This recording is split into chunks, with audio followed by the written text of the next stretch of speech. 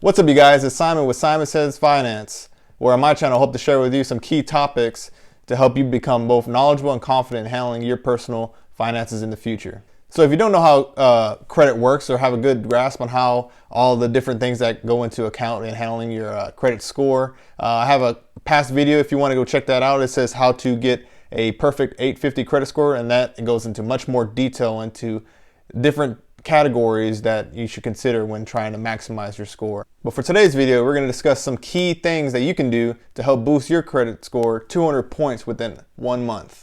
So right off the bat, the techniques I'm about to share with you are more for people that are in the 500 to 600 range already and trying to push their score to that 700 to 750 range. If you're already in that 700 to 750 range, the topics that I'm going to be sharing with you won't really help you as much. One, for if you're already in the 700 range, it's impossible to go 200 since the maximum is 850. But there's some other techniques that are for people that have already a good credit score that are trying to go to a great credit score, as opposed to someone that has a bad score or a low score trying to get to at least the 750 range. And everyone's situation is different, so the reason your score might be low is going to be different than someone else's reason that their score is low. So but I'm going to be sharing with you some of the key areas that are the key reasons why your score may be low, and depending on which of these best fits your situation, you can use this to maximize and boost your score as much as possible.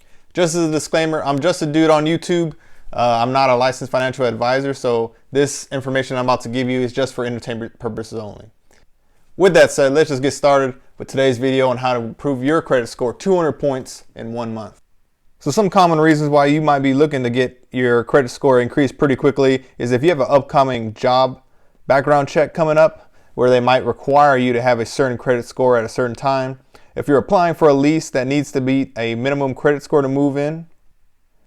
I know many landlords have, like, say, a minimum of 700 as their credit score required to be approved to move into one of their properties. Or if you're just a person that's trying to apply for a mortgage or a car loan soon, and you just want to make sure that you qualify for the best rates possible so that you don't get, stuck with something outrageous like a 25% interest rate. You really want to have the credit score necessary to push you down to that, say, below 5% interest rate. That way you can save so much money, get a better car, and feel good about driving that new car, knowing that you're not paying an outrageous amount in interest. So some of the most common reasons that would cause you to be in that low 500 to 600 range that these techniques that I'm about to share with you give the most benefit are, for example, one, if you have any derogatory remarks such as a foreclosure or default on a loan or a credit card on your credit report. Number two is if you have a high utilization percentage of the amount of credit that you are using. And number three is if you have bad payment history, either from a missed payment or if you have actually little or no credit history at all. And each of these items will be going in detail one by one as the video progresses. For the first section, for derogatory remarks, first things first, you could be doing everything right. You could be paying everything on time, have low utilization, have great credit history, right?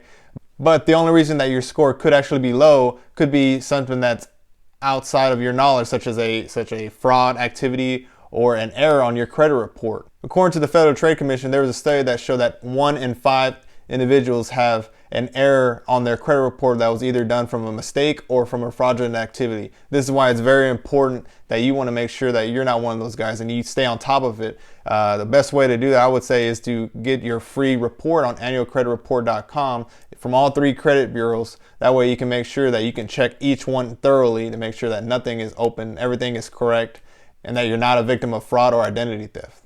So say you did find something inaccurate in your credit report when you went to go check. Here's a step-by-step guide of what you can do to help correct that and get it removed. So step 1, go to annualcreditreport.com to get your free reports from all 3 credit bureaus. That will be Equifax, TransUnion, and Experian. If you find any issues on there, send a dispute directly to their website on the credit bureau that has the inaccurate statement. Or if you rather, you could do it all by mail, which they should have the address of where to send this info to. Once they receive it, the credit bureaus are required by law to handle the dispute in a timely manner, where they will try and contact the specific agency that put a derogatory remark on your report. If that business or bank does not respond with proof showing you were on that account and missed payments within 30 days, then that credit bureau will remove the derogatory remark from your report. But be sure to call that credit bureau at least once a week to make sure that your request in fixing this issue is resolved as quickly as possible. They handle millions of of these kind of requests a year. So you want to make sure that, if you need this in a timely manner, they call and make sure that they're getting to the next step and then the next step. But once that derogatory remark is removed, you can expect a large boost to your credit score. And the reason for this is because even one derogatory remark can bring your score down hundreds of points. So you want to make sure if there's an inaccuracy in your report that you get that removed. Now say these derogatory remarks are accurate. You actually did foreclose on a property in the past, or you defaulted on a personal loan or a credit card. One option you can do or technique is to submit a pay for delete offer to these collection agencies to help get this removed. A way you can do this is by calling the collection agency and negotiating with them your situation to see if you can get it removed from your credit report. In exchange, you pay either the full amount or even a partial amount. I've seen people only pay 20% in the past, depending on the way they negotiate, and got it removed from their actual report. So how this all works is the collection agency buys the right to this debt from the actual credit card company that you originally defaulted on, or that bank that you originally defaulted on, for pennies on the dollar. So say you owed a bank $1,000. Banks or financial institutions don't have the capacity to go after everyone, especially like in a credit card, of everyone that owes them debt. So what they do is they sell that debt, the right to that debt, to another collection or a third party agency for pennies on the dollar for say $200. So now that third party has $1,000 worth of debt that they can collect upon, but they only paid $200 for it. So that's why they're more willing to negotiate with you. And that is why people are able to negotiate, let's say 50% of the original amount they owed with the collection agency. And the collection agency oftentimes approves of this in exchange for removing it from their credit report. But before you pay them, you want to make sure that you get in writing in either an email or an actual mailed form stating that they will agree to remove that bad mark from your credit report in exchange for partial or full payment. The reason I say you want to make sure that you have that, because I actually know somebody that actually paid, they owed, let's say $1,000 to this collection agency, and they thought or they spoke and negotiated $1,000 if they paid the full amount that they would get it off of their report. Well, they never got the actual letter or an email stating that. So what ended up happening is that person ended up paying the full $1,000 that she owed, and they ended up not ever taking it off the report. So you want to make sure that doesn't happen to you. So the way you do that is just make sure you collect that information or that document up front. That way you have proof in the event that they don't take it off, that you can call them back. Now this is something that usually you can hire a credit specialist for you, or an agency to negotiate for you, to kind of fight and negotiate with those collection agencies to try to lower the amount you owe in exchange for removing it from your report to try to boost your score. But you could also do it yourself, and just call them directly. But depending on the person you are, one may be better than the other. But if you do decide to do it yourself, it could save you a couple $100, and you got all this information for free. So the second most likely reason why you have a low credit score is for high utilization of your debt to credit ratio, which accounts for 30% of your total credit score. So what this means is if you have a balance of $500 on your credit card that has a $1,000 credit limit, you have a utilization of 50%. But if you have that same $500 balance when you have a total credit limit of say $50,000, this means that you would have a 1% utilization rate, which would put you in a much better category.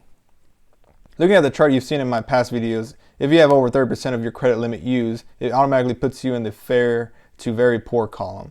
Some of the most common reasons why you might have a high utilization rate is either, for one, if you have only 1 or 2 credit cards, or if those credit cards just don't have a high credit limit. The second reason would be if you carry a balance on that credit card every single month and you don't pay it off like you're supposed to. So there's a couple ways to fix the issue if you have a low credit limit on your credit cards.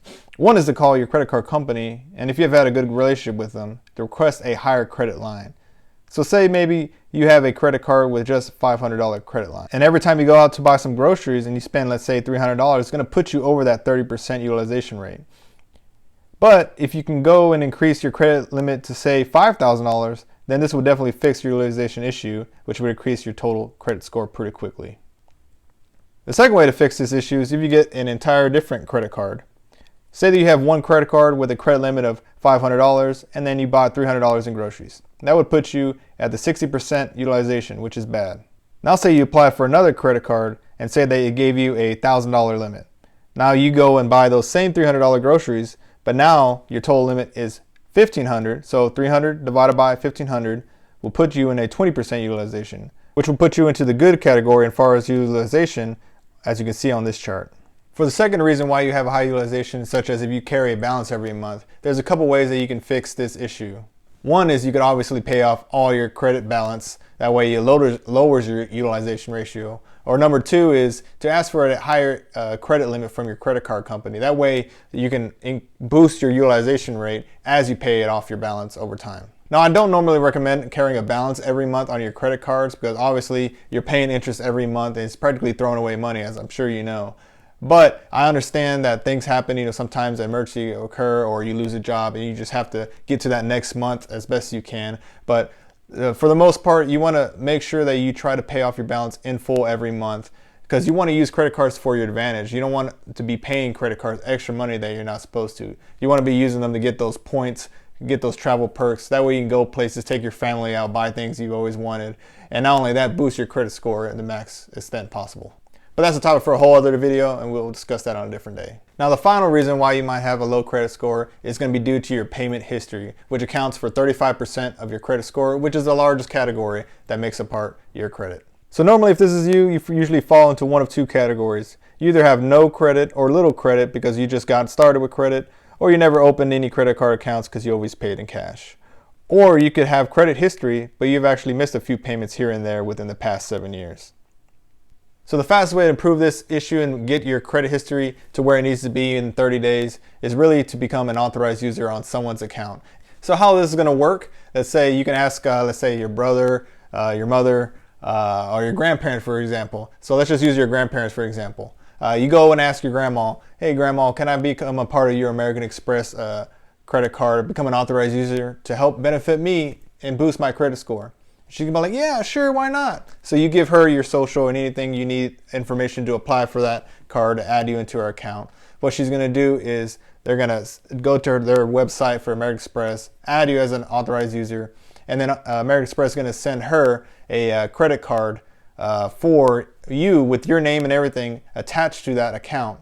So what they're going to do then, she can either choose to give it to you, or I kind of recommend that she just cuts it up right there. Reason being is that way it can minimize the possibility that you could actually charge something to the account or you lose the credit card and something gets charged on her account fraudulently. That way you can make sure that she maintains her good credit history and her everything is paid on time that she purchased, but also you get the benefit of having all that extensive time and history added to your credit report and thus boosting your credit report overall. So this is going to really benefit one of two people. Either you've had a history of a couple missed payments and you're trying to boost your credit history by adding some good on-time history onto your bad history, or if you're somebody that is very young and has no credit history at all and is just trying to get some good payments and time on your credit report. So let's say you missed a few payments in the past 7 years. You missed 5 out of 100 payments, which is going to put you at the 95% of on-time payments, which puts you in the core category as you can see on this chart. Now, if your parent or grandparent put you on their credit card that they have used for 20 years with good history and say it has 300 on-time payments on that card, then all that history would be transferred to you, which is going to bring your ratio of 95 payments that you paid plus 300 payments of on-time payments they paid divided by the 400 total payments that should have been paid, which is going to equal 98.7%, which will put you in the green category for on-time payments, as you can see in this chart. So in addition to improving your overall history, it's going to also boost the total average of age of accounts, and more than likely it's going to put you in that excellent category for age of accounts. Now, if you're a younger folk, let's say you just turned 18 and you really want to get ahead of the game in terms of a credit score, but you kind of don't want to wait 9 years and say your parents or somebody that's really going to want to help you on this, you can ask your parents or your grandparents to put you on their authorized user and get your credit score way above and beyond someone else's just because you became an authorized user, and it's going to be happening fast. And I know this actually works because my brother has actually used this technique with my mother, who's had a credit card for many years and she's always paid on time. So what she did, she just added him to her account, and immediately at the age of like 19, he went from like no credit history to a 780, just pretty much practically overnight. So it's something that I know definitely uses, and it's really a good tool that you can use for yourself as well. Now, I know a lot of people like to get scared about this technique. They think that maybe possibly the person with good credit could get their credit score dropped because they added an authorized user of someone that maybe had no credit or bad credit. And this is not really a true statement. The only way that you could really lower their credit per se is if after they gave them, after the credit card company gave them the additional card, if they gave it to you and you actually went and started purchasing things that you weren't supposed to or not making payments on it. But if they never actually gave you the card, there'd be no way that you could actually make these payments on their account. So really, I would say it's a pretty safe technique. As just make sure that it's with someone that you really trust. I would not recommend it with friends because you're going to be having to give them your credit, your social security identification with them in order to get you on their accounts. But it's more likely for, let's say, an older sibling, parent, grandparent, like I've mentioned, or a mentor, for example. That way there's a common ground and you understand, and you know that neither of you are going to try to screw each other on purpose. Now, like I said, you only want to use this technique with someone that you really trust, but really you only want to use it for until you get yourself on your own 2 feet, till you get above that 750 credit range or higher. That way you can kind of cut ties with them and make sure that your credit score is only directly tied with you. That way there's no way that anyone else can have access to your credit and affect your credit other than you. And that way you can feel self-sustaining and confident that, and also feel good that you have a good credit score that you can now maintain on your own. So just to recap everything we talked about on how to increase your credit score 200 points in 1 month. Number 1 is to check your credit reports for any derogatory remarks on whether the reports are accurate or inaccurate, and use the techniques I've discussed here to get those removed, because you could be doing everything right and something that isn't your fault, such as identity theft or fraud, could be the reason your score is actually down. Number 2 is to get your utilization down by either paying off the balance or asking for an increased credit limit or applying for another credit card. And number 3, fix any bad payment history or no payment history by not only continuing to pay everything on time, but also potentially looking into becoming an authorized user under someone else's account that has a good long history.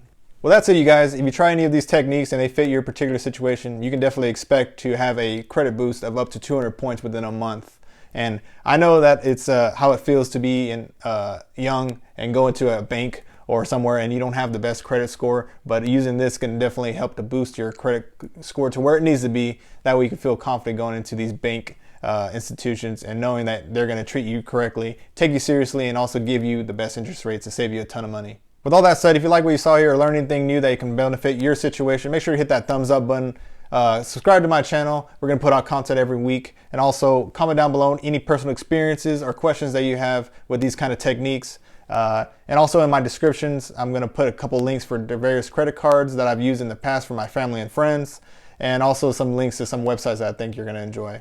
But anyways, until next time, Simon says, do as I say, and have a great day. Thank you.